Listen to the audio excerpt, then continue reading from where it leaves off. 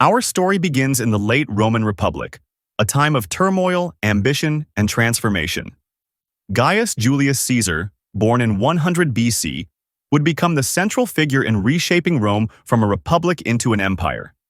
Caesar, a brilliant military commander and politician, rose through the ranks of the Roman Republic. His alliances and victories would change the fate of Rome and the world forever. But while Rome ascended, so did other powers, across the Mediterranean, in the distant lands of Judea and Egypt, and within Rome itself. In the east, the land of Judea was ruled by Queen Salome Alexandra from 76 to 67 BC. Her reign saw the consolidation of Jewish religious and political life. Under her leadership, the Pharisees gained influence, and Jerusalem prospered.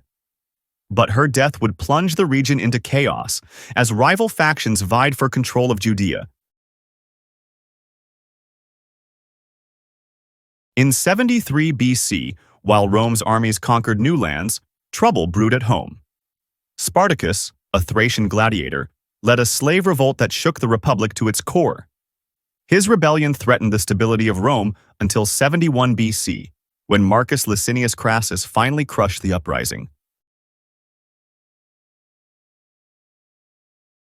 By 60 BC, Julius Caesar, Pompey, and Crassus formed the First Triumvirate, a secret alliance to dominate Roman politics. In 59 BC, Caesar became consul, the highest executive official, strengthening his political power. His ambition, however, extended beyond Rome's borders. From 58 to 51 BC, Julius Caesar led a series of campaigns that expanded Roman territory into Gaul, bringing wealth and glory back to Rome. Caesar's victories in Gaul made him immensely popular with the people, but also dangerous to his rivals in the Senate, particularly Pompey. Meanwhile, in Judea, internal conflict raged. Aristobulus II, from 66 to 63 BC, ruled as Jewish high priest and king, but his reign was marked by struggle with his brother, Hyrcanus II. As the brothers fought for control, Pompey the Great saw an opportunity. In 64 BC, Pompey annexed Syria, expanding Rome's influence in the region. The following year, in 63 BC, he besieged Jerusalem, ending the Hasmonean kingdom's independence. Pompey's campaigns cemented Roman control over Judea. He entered the Holy of Holies in the Jewish temple, an act that outraged the Jewish people. In 49 BC, Julius Caesar, having amassed immense power, made a fateful decision. Defying the Senate, he crossed the Rubicon River with his army, igniting a civil war. "The die is cast," he proclaimed as he marched toward Rome. In 48 BC, at the Battle of Pharsalus, Caesar defeated Pompey. Fleeing to Egypt, Pompey was assassinated. In Egypt, Caesar became involved with Cleopatra VII, securing her position as queen. Cleopatra's alliance with Caesar would intertwine the fate of Egypt with Rome. With his rivals defeated, Caesar returned to Rome and initiated a series of reforms, including the introduction of the Julian calendar. But his growing power alarmed many senators. On the Ides of March, 44 BC, Caesar was assassinated by a group of senators, including his friend Marcus Brutus, in a bid to save the Republic. Following Caesar's death, a new power struggle emerged. In 43 BC, the Second Triumvirate was formed between Mark Antony, Octavian, and Lepidus. But soon, conflict broke out between Octavian and Antony, leading to a final showdown. In 31 BC, Octavian defeated Mark Antony and Cleopatra at the Battle of Actium, ending the civil wars and marking the end of the Ptolemaic kingdom in Egypt.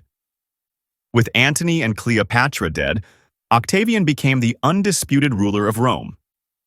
In 27 BC, Octavian was declared Augustus, the first emperor of Rome, marking the official transition from republic to empire.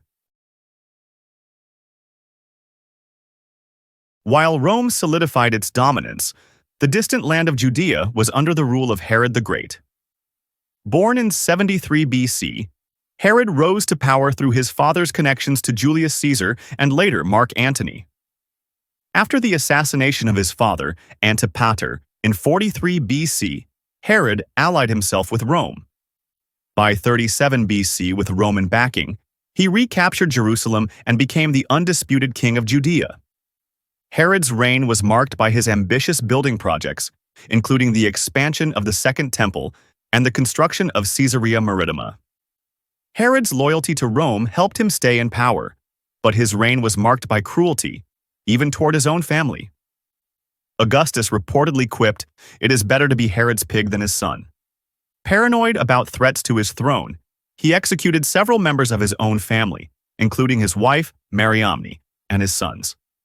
Though his legacy includes grand architectural achievements, Herod is most notorious for his role in the Massacre of the Innocents, a brutal attempt to eliminate the prophesied newborn king of the Jews.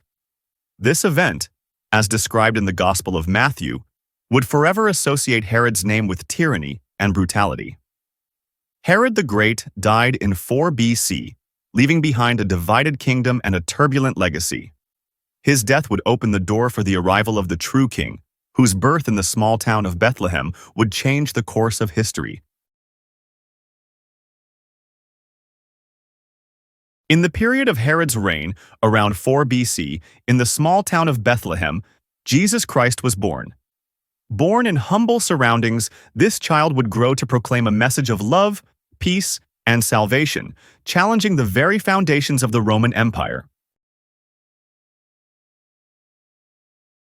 In 4 BC, Herod Antipas, the son of Herod the Great and Malchus, takes control of Galilee and Perea. Archelaus, his brother, is made ethnarch of Samaria, Judea, and Idumea. From 4 BC to 6 AD, Archelaus ruled harshly, but his cruelty caused unrest, leading to his removal by Emperor Augustus. It is at this time that Samaria, Judea, and Idumea are annexed by Rome and rebranded as the province of Judea, with its capital at Caesarea. Around 10 AD, at the age of 12, a young Jesus amazed the teachers in the temple with his wisdom and understanding. The year 14 AD marks the death of Caesar Augustus, the first emperor of Rome. With his passing, Tiberius ascends to the throne, ruling until 37 AD. Tiberius's reign spans the ministry, death, and resurrection of Jesus, events that would lay the foundation for the rise of Christianity. In 18 AD, Caiaphas is appointed as the high priest of the temple in Jerusalem by Valerius Gratus, the Roman prefect. Caiaphas would become an instrumental figure in the later trial of Jesus. By 26 AD, Pontius Pilate assumes his role as prefect of Judea. He would govern for 10 turbulent years, from 26 to 36 AD. It is around 28 AD, during the 15th year of Tiberius, as noted in the Gospel of Luke, that John the Baptist begins his ministry. Soon after, Jesus of Nazareth arrives to be baptized by John, marking the beginning of his public ministry. After his baptism, Jesus returns to Nazareth and, during a Sabbath service in the synagogue, reads from the prophet Isaiah, proclaiming the arrival of the Lord's favor. As he finishes, Jesus boldly announces, "Today, this scripture is fulfilled in your hearing," revealing himself as the Christ.